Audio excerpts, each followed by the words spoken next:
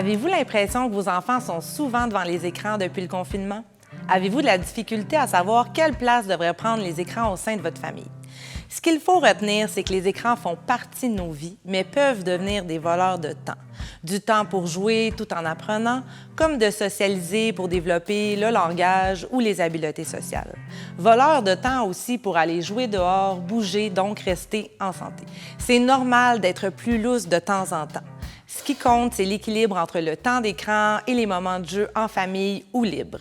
De s'obliger ou obliger notre enfant à fermer son écran sans avertissement pour faire une activité avec lui peut mener à une crise. Alors, de mettre des règles et des limites pourrait venir vous simplifier la vie au quotidien.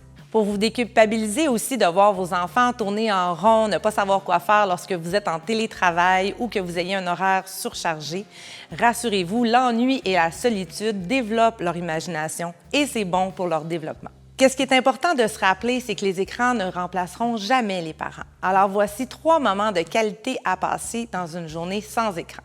Le matin, les enfants sont pleins d'énergie, leur attention est à son maximum, donc c'est le temps de jouer. Je vous propose aussi, lors des repas, de fermer les écrans et on jase en famille.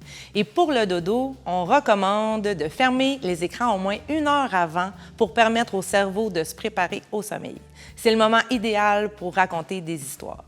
Si vous désirez avoir plus d'informations sur l'impact des écrans sur les enfants, eh bien, le site Naître et Grandir est une bonne référence pour vous y retrouver. Vous désirez avoir des nouvelles stratégies pour soutenir votre enfant dans la gestion de ses émotions ou l'encadrement, vous pouvez toujours faire appel à votre CLSC.